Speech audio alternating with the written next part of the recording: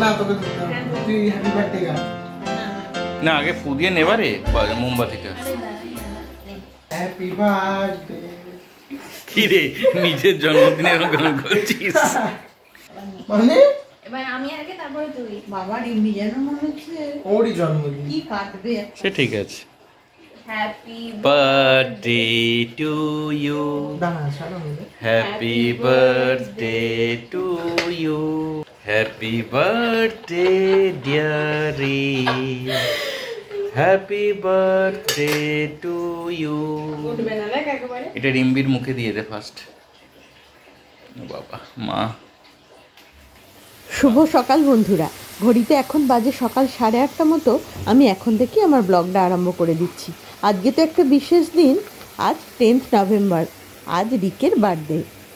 আর এই দিনেই আমরা প্রথমবারের মতো মা বাবা হয়েছিলাম। রিকের সাথে সাথে কিন্তু আমাদের কাছেও এই দিনটা খুব স্পেশাল। তো যাই হোক, রিক দেখতে দেখতে আজ 18 বছরে পা দিয়ে দিল। মনে হয় এই তো সেদিন হলো, কিছুদিন আগেই কত ছোট ছিল, আজকে সেই ছেলেটা 18 বছর হয়ে গেল। যাই হোক, এই 18 বছরের জন্মদিন ঘিরেই অনেকের মধ্যেই অনেক রকম প্ল্যান প্রোগ্রাম থাকে। না না, আমাদের সেরকম আজ এবারে আর কিছু নেই, কারণ কাল থেকেই আরম্ভ হচ্ছে রিকের পরীক্ষা। রিকের তো এবারে ক্লাস 12 হলো, কাল থেকেও প্রি টেস্ট। তো যাই হোক, নিজেরা নিজেদের মতো করেই আজকের দিনটা কাটাবার চেষ্টা করব। ওই যতটুকু না নইলে নয়, একটু ভালো ভালো খাবার দাবারও রান্না করার চেষ্টা করছি, কারণ এই বিশেষ দিনটাতে একটু আধটু না করে দিলেও তো নয়। আর আমাদের বাঙালিদের রেওয়াজই আছে এই 5 ভাজা, একটু মাছ, এইসবগুলো তো জন্মদিনে করে দিতেও হয়। সেই জন্যই আমি সকাল থেকে এইসব তোড়জোড় আরম্ভ করে দিয়েছি। অনেকটা সকালেই উঠে হাতের কাজগুলো একটু এগিয়ে নিয়েছিলাম। এদিকে শাকটা একটু জলে ভাপিয়ে নিয়েছি। এটা হলো ওই লাল শাক, এটা ভাপিয়ে নিয়েছি, যেটা একটু পোস্ত দিয়ে ভাজা করছি।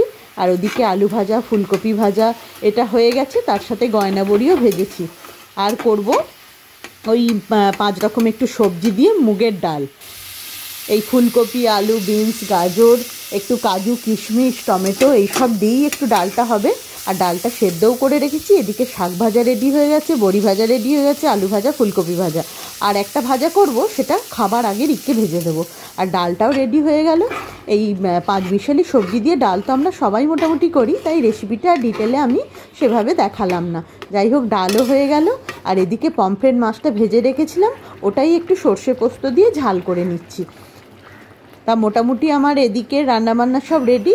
এবার করব একটু ফিশ পোলাও আর চিকেনের একটু ওই কোরমা টাইপের। তো যাই হোক, সেইগুলোই মোটামুটি একটু জোগাড় টোগাড় করে নিচ্ছি। আর আমি না কালকে একটু কেকও বানিয়েছিলাম, সেই ভিডিওটা অবশ্যই তোমাদের সাথে শেয়ার করে দেবো। আর এই যে রিক এখন যাচ্ছে পড়তে, আর কাল পরীক্ষা হলেও রিকের কোচিং সেন্টারে কিন্তু আজকে ম্যাথের ক্লাস রয়েছে। ম্যাথের ক্লাস ওরা কোনো দিনই অফ করে না। সেই মতো রিক রেডি ফেডি হয়ে ওকে একটু ওই খিচুড়ি বানিয়ে দিয়েছিলাম, খেয়ে যাচ্ছে ওই পড়তে। তো ও আসার পরই ওকে দুপুরে খাওয়া দাওয়ার প্ল্যান করা হবে। আর ও বলেছে বন্ধুদেরকে আজকে একটু খাওয়াবে। তা বন্ধুদের কি খাওয়াবে চটজলদি, তো ও বললো ওইখানে কাছাকাছি বেরিয়ে একটু মহারাজার কচুরি খাইয়ে দেবে। তো যাই হোক, ওই রকম পরীক্ষা তো, সেই জন্য আর কোথাও যেতেও সেভাবে পারবে না। আর আমি চিকেনটা বানিয়ে নেওয়ার জন্য সমস্ত রকম গোটা মশলা দিয়ে ভালো করে তেলের ওপর একটু গোটা গরম মশলা, ধনে, জিরে, আদা, রসুন, পেঁয়াজ, গোলমরিচ, তারপর একটু আমন্ড, একটু কাজু, এইসবগুলো একটু নাড়াচাড়া করে নিয়েছিলাম। তার সাথে একটু টমেটোও দিয়েছিলাম, কাঁচা লঙ্কা, একটা কাশ্মীরি লঙ্কা, এইসবটাই ঠান্ডা করে নিলাম। দিয়ে একটু দই দিয়ে ওটা পেস্ট করে নেবো। এই চিকেনটা একটু আমি অন্যভাবেই বানাই, সম্পূর্ণ আমার রেসিপিতে। তা ওটা ঠান্ডা হয়ে গেছে, এখন একটু ব্লেন্ড করে নিচ্ছি। আর ওই তেলের মধ্যে আরও কিছুটা তেল অ্যাড করে দিয়ে, অবশ্যই সাদা তেল, তো চিকেনগুলো একটু নাড়াচাড়া করে নিচ্ছি। দিয়ে এই মশলাটা আমি এর মধ্যে দিয়ে দেবো। এই চিকেনটা বেশ খেতে ভালোও লাগে, একটু কোরমারও স্বাদ পাওয়া যায়, একটু রেজালারও স্বাদ পাওয়া যায়, সব মিলিয়ে মিশিয়ে একটা ব্যাপার আর কি। তো যাই হোক, এটা রুটি, তারপর পোলাও, নান, সবে রুমালি রুটি, সবের সাথেই খেতে ভালো লাগে। আর আজকে তো বললাম আমি একটু ফিশ পোলাও বানাবো, তার এই ফিশ পোলাও এইসব খেতে ভীষণ পছন্দ করে।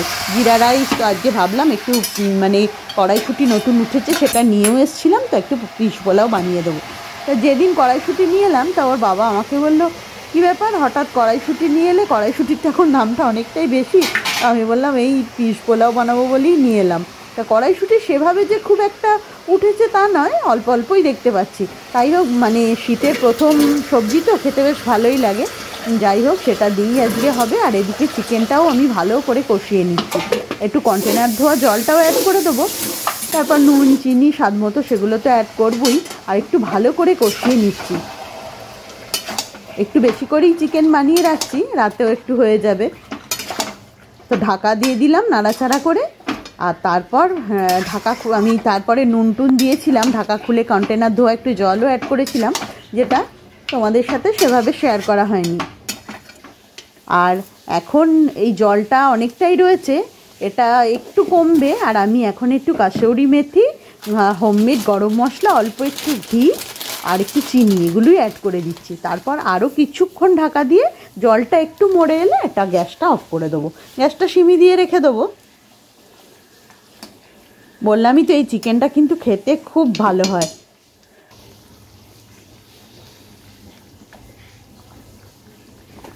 এখনই এত সুন্দর একটা মানে গন্ধ ছাড়ছে। ওই যে, আর তার সাথে আমি একটু বড় এলাচও দিয়েছিলাম ওই গোটা মশলার সঙ্গে।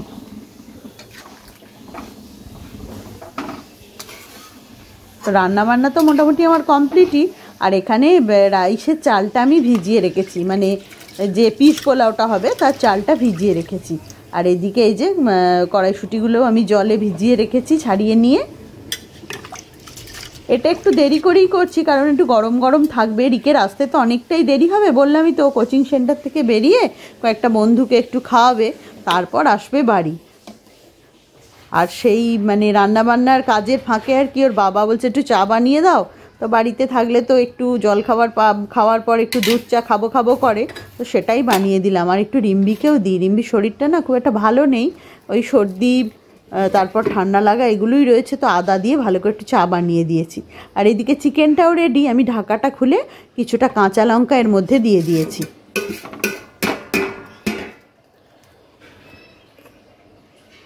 তো যাই হোক, কালকে যে আমি কেকটা বানিয়েছিলাম বললাম, সেটাই এখন ফ্রিজ থেকে বার করে নিয়েছি। এই ফয়েল মানে যে কন্টেনার আছে সেগুলোর মধ্যেই। আর এটাতে খুব সুবিধাও হয়, ঝটপট করে খুলেও যায়। আর আমার কেক টিনটা অনেক দিনের তো, সেটা একটু চটে ফটে গেছে। আর কালকে রাত্রে আমি মানে কেক টেক বানিয়েছিলাম, একটু ফিশ ফ্রাই রেডি করেছিলাম। চলো তোমাদেরকে সেগুলোই দেখাই।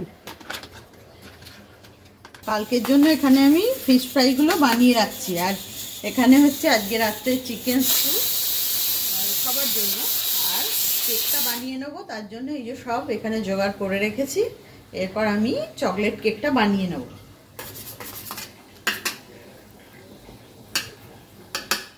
কালকে কোনো লোকজনই থাকছে না, আমরা বাড়ির লোকজনরাই আছি, কিন্তু প্রত্যেক জন্মদিনে তো একটু ওদের এটা বানিয়েই দিই। আর এবারে তো আবার শিরে সংক্রান্তি, পরশু থেকেই পরীক্ষা রিকের। তো যাই হোক, তো একটু তো বানিয়েও দিতে ইচ্ছা করে বার্থডেগুলোতে। তো সেই মতো আমি আজকে এগুলো টুকটাক করে বানিয়ে রাখলাম।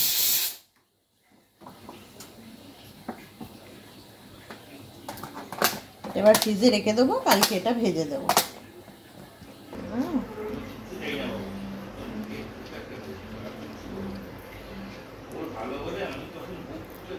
গলানো বাটার, মানে রুম টেম্পারেচারে যে ছিল সেই বাটার দিয়ে দিয়েছি। আর একটু চামচে করে ফেটিয়ে নিয়েছি, আর দিয়ে দিলাম কনডেন্স মিল্ক।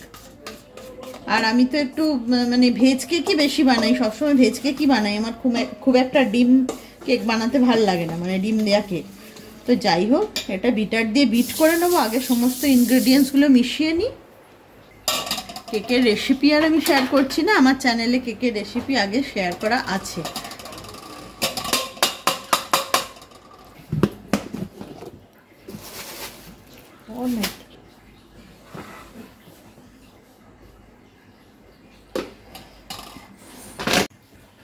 আমি বেকিং পাউডার, বেকিং সোডা সবই মিশিয়ে দিয়েছি। খালি কোকো পাউডারটা একটু চেলে নিচ্ছি, তখন আসলে অনেকটা মানে ভর্তি হয়ে গেছিলো, ওই জন্য চালতে পারিনি। আর এখন শুধু এই চকলেট এসেন্সটা মেশাবো, ওটাই বাকি আছে। আর ওদিকে গ্যাসের মধ্যে আমি ওই যেটায় রান্না করছিলাম কড়াইটা ধুয়ে নিয়ে গরম করতে বসিয়ে দিয়েছি। কড়াইটা একটু বড় আছে তো, এখানে দিলে কেকটা বসালে কেকটা ভালো হয়। মাইক্রো ওভেনটা আমার খারাপ হয়ে গেছে, আবার নতুন মাইক্রো ওভেন নিতে হবে। তো যাই হোক, এখন এই গ্যাসেই কেকটা করে নিচ্ছি। মাইক্রোওভেনটা থাকলে সুবিধা হয়, কিন্তু মাইক্রোওভেনটা বেশ কিছুদিন হলো খারাপ হয়ে গেছে।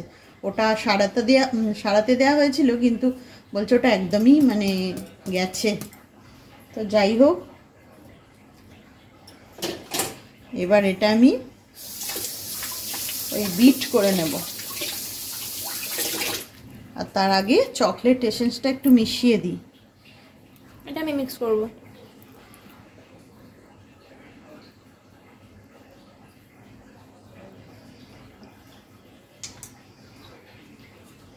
একটু নেড়ে চেড়ে নিই, তারপর একটু বিটার দিয়ে বিট করে নেব।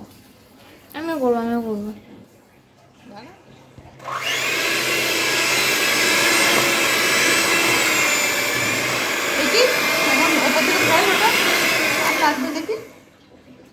ঠিকই আছে। ঠিক আছে। আর এই যে রিম্বি এটাকে বিট করে দিয়েছে, আর আমি এই ফয়েল বক্সেই বসিয়ে দিচ্ছি। আর এদিকে রাত্রের খাওয়ার জন্য তো চিকেন স্টু বানিয়ে বসিয়েছিলাম, সেটা হয়ে গেছে, সেটি দিয়ে নিয়েছি। আর এখন একটু গন্ধরাজ লেবুর ওই পাতা দিয়েছি, আর অল্প একটু নুন কম লাগছিল ওটাই দিয়েছি।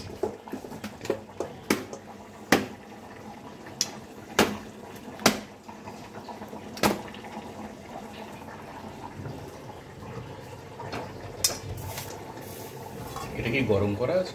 হ্যাঁ, ওটা গরম করে নিয়েছি। আর যাই হোক, দেখালামই তো তোমাদের, কালকে সবগুলো বানিয়ে নিয়েছিলাম। আর এখন কেকটা একটু ডেকোরেশন করে নিচ্ছি। চকলেট কেকই বানিয়েছি, একটু চকলেট দিয়ে ডেকোরেশন করছি। যতই বাজারে কেকটা কিনতে পাওয়া যাক, রিম্বি একটু আশা করে যে মা ওদের বার্থডেতে একটু কেক বানিয়ে দেবে। আর এবারে তো রিকের 18 বছর, তো সেই জন্য আবারও মনটা হলো যে না, একটু বানিয়েই দিই। তো যাই হোক, একটু কেকটা আমি একটু ডেকোরেশন করে নিলাম, একটু ফ্রিজে রেখে দিই, আর রাত্রিবেলাও কেকটা কেটে দেবে। আর পিস পোলাওটা আমার রেডি হয়ে গেছে। তো এবার সমস্ত কিছুই রেডি। রিক আসলে স্নান করে তারপর হবে খাওয়া দাওয়ার পর্ব। আর এখন রিক এসে গেছে, ও স্নানে ঢুকেছে, আর আমি এই ফিশ ফ্রাইগুলো ভেজে নিচ্ছি।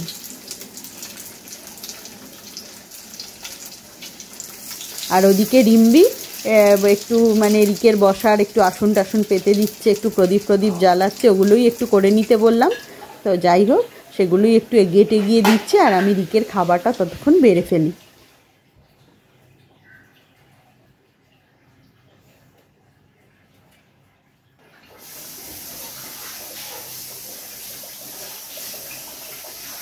আর আজকে আমি যে স্পেশাল মেনুগুলো বানিয়েছি সেগুলো তো তোমাদের দেখালামই। তো এখন রিককে একটু সাজিয়ে গুছিয়ে দিয়ে দিয়েছি।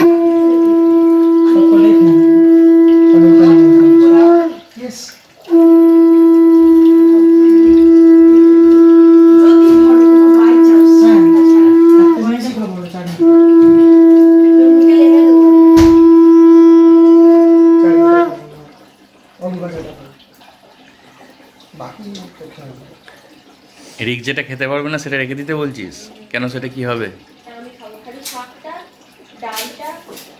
আমি ওকে বললাম যে রেখে দিতে বলেছি, চাটনিটা রেখে দেবো। আমি চাটনি তো খাই না, চাটনি খাবি, আমার অসুবিধা নেই। গালে হাত দিয়ে ভাবছিস কেন? এত কিছু কি করেছে। তো যাই হোক, তোমরা সবাই ওকে আশীর্বাদ করো, ও যেন সুস্থ শরীরে সুস্থ থাকে, ভালো মানুষ হয়।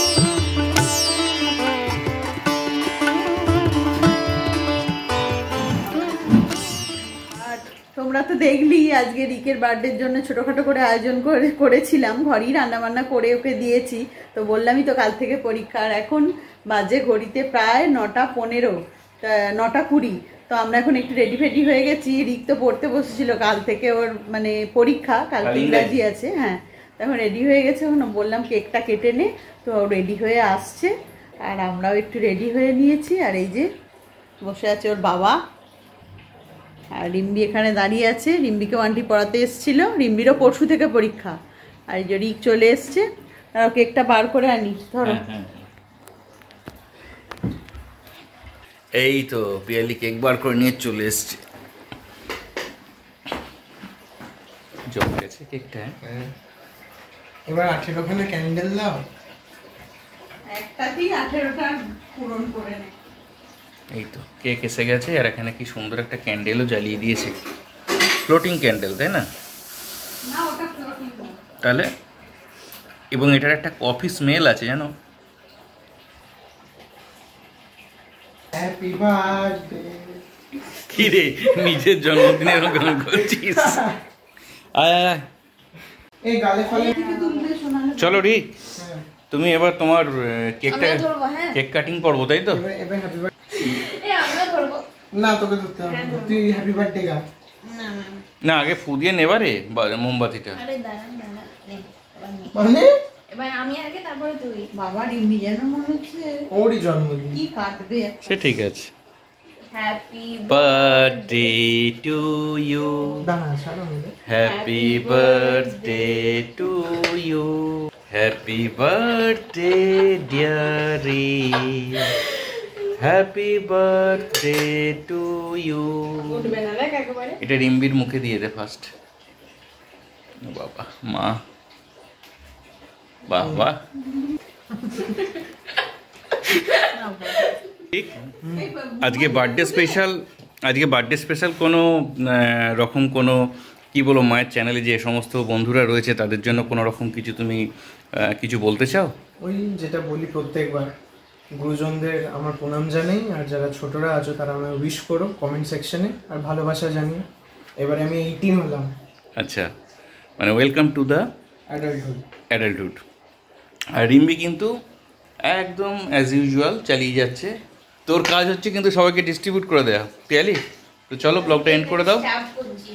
আর আজকের ব্লগটা এখানেই এন্ড করে দিচ্ছি। তোমাদের যদি ভালো লাগে প্লিজ একটা লাইক করে দিও। Good night.